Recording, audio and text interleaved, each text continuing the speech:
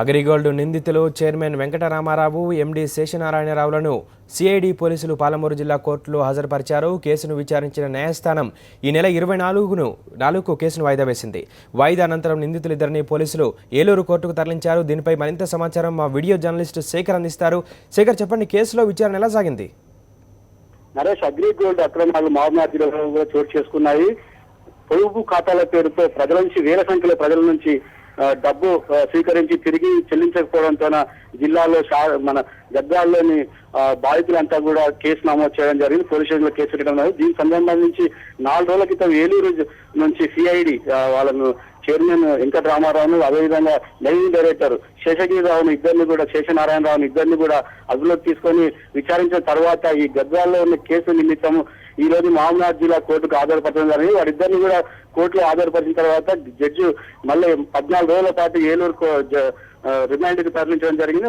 ఈ నెల మరోసారి ఈ నెల 24వ తారీఖు నాడు మళ్ళీ వాయిదా వేయడం జరిగింది. మొత్తానికైతే మహబూబాబాద్ జిల్లాలో వేల సంఖ్యలో కూలీ నాలుగు పనిచేసే బాధితులంతా కూడా వాళ్ళ అంటే విద్యార్థులు అంటే మన పిల్లల కోసం చదువుల కోసం అని చెప్పేసి డిపాజిట్ చేయడం జరిగింది. అదేవిధంగా పెళ్లిళ్ల కోసం డిపాజిట్ చేయడం జరిగింది. వీళ్ళంతా కూడా వేల సంఖ్యలో డిపాజిట్ స్వీకరించిన తర్వాత అగ్రిగోల్డ్ సంస్థ ఆ డిపాజిట్ తిరిగి చెల్లించకుండా చేతివేయడం జరిగింది. దీంతో దాదాపు చాలా వేల సంఖ్యలో జిల్లాలో చాలా పలు సందర్భాల్లో కూడా ధర్నాలకు రాష్ట్రాలకు బాధితులంతా కూడా చేయడం జరిగింది. అదేవిధంగా గత 15 రోజుల కింద కూడా తెలంగాణ చౌరస్తాలో మహబూబాబాద్లోని 3 రోజుల పాటు ధర్నా నిర్వహించారు. బాధితులంతా కూడా ఒకటే కోరుతున్నారు, అగ్రిగోల్డ్ సంవత్సరం నుంచి ఆస్తులు జప్తు చేసి మేము కష్టపడి పొదుపు చేసిన మా సొమ్మంతా కూడా తిరిగి చెల్లించాలంటూ బాధితులు పలు సందర్భాల్లో కూడా ఇక జిల్లా ఎస్పీని కలవడం జరిగింది. అదేవిధంగా ధర్నాలు చేసి 3 రోజుల పాటు ధర్నాలు చేయడం జరిగింది. మొత్తానికైతే అగ్రిగోల్డ్ అక్రమాస్తులు మహబూబాబాద్ జిల్లాతో పాటు మొత్తం తెలంగాణలో నల్గొండ జిల్లాతో ఉందని చెప్పి సిఐడి అధికారులు పేర్కొన్నారు. అదేవిధంగా